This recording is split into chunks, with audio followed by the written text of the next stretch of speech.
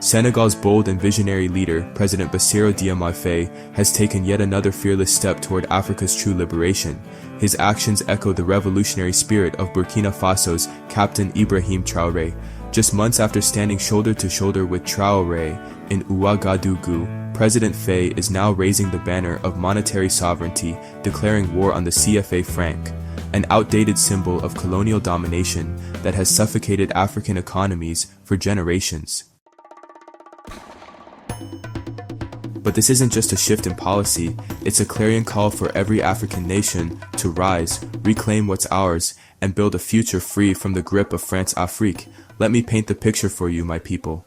On April 4, 2025, Senegal's Independence Day President Faye stood tall before his nation.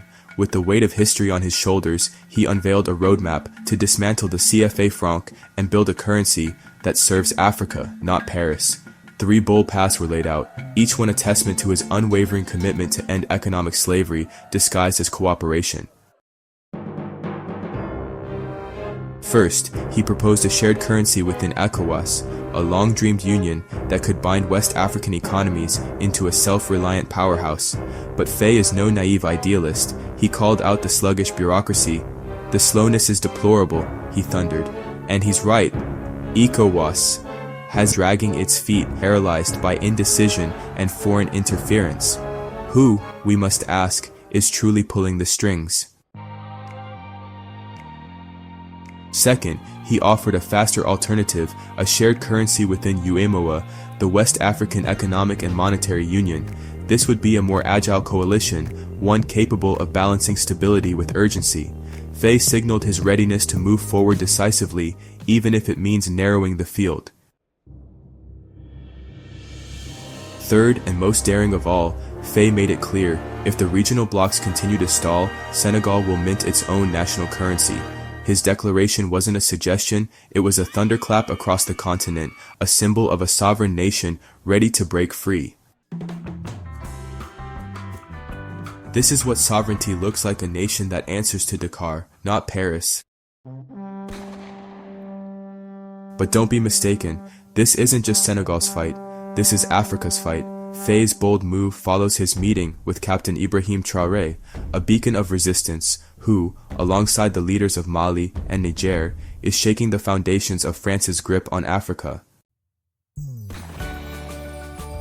Together, they formed the Confederation of Sahel States, expelled French troops, rejected the CFA franc, and are preparing to launch a new currency, a financial weapon forged in unity and defiance. While Senegal's path is more solitary for now, its spirit aligns with the Sahel's revolutionaries. The fire has been lit and it's spreading. Why take these steps? Why reject the CFA franc? Because the CFA franc isn't just a currency. It's a leash, a relic of colonial rule used to drain African wealth. Since its creation in 1945, France has used the CFA to control 14 African nations, forcing them to deposit 50% of their foreign reserves in French banks, our money, locked away, generating interest for France while we struggle. When we trade globally, we must convert our own money through French intermediaries, losing billions.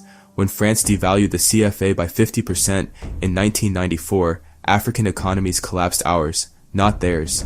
And let's not forget, French companies still get first access to our resources, gold, oil, uranium, while we get crumbs. That's not cooperation, that's economic exploitation. But the tide is turning. Burkina Faso, Mali, and Niger have shown us what's possible. They've kicked France out, expelled diplomats, torn down the colonial script. They've exited the Organisation Internationale de la Francophonie and formed a new military alliance under AES, protecting their lands without overpriced Western security. Their new currency, backed by their people, resources, and resolve, is poised to shake the world. 72 million people, gold from Burkina Faso, uranium from Niger, and the unshakable will of Mali. This is no pipe dream. This is a powerhouse in the making. Senegal may walk a different path, but the spirit is the same. Faye's declaration that he'll mint a national currency if regional plans fail shows he's not afraid to stand alone, and why should he be? Senegal is the fourth largest economy in West Africa. It has the strength to lead. Imagine the ripple effect if Senegal succeeds. Ghana, Nigeria, Côte d'Ivoire watching Dakar break free will ask, why not us? Faye's move could spark a monetary revolution, one that forces ECOWAS and WAEMU to act or be left behind. France is already trembling. The AES currency threatens their treasury, their influence, their access to African wealth. Add Senegal's defection and the entire CFA system could collapse like a house of cards. France has spent decades rigging the game, but now Africa is walking off the field. Burkina Faso, Mali, and Niger have already shut down French military bases, expelled media, and reasserted control over their resources. Senegal's shift could be the knockout blow. For too long, France used the CFA to keep Africa poor, divided, and dependent. Every CFA franc is a symbol of humiliation, a chain we must break. The Sahel has shown us that unity is strength. Their upcoming currency is a juggernaut because it's built on solidarity. Senegal's solo path is riskier, but it's a gamble worth taking. Faye isn't just fighting for Senegal, he's fighting for Africa's soul. So rise, my people, stand with Faye, with Traoré, with the warriors of the AES. This is not just about money, this is about dignity, power, and the right to control our destiny. The CFA's days are numbered, and when it falls, Françafrique will fall with it. Senegal, Burkina Faso, Mali, Niger. These aren't just countries, they're the vanguard of a new Africa, bold, unbowed, and unstoppable. Let's stand with them. Let's build with them. Let's rise together so that our children inherit freedom, not debt. Africa does not need the West needs Africa.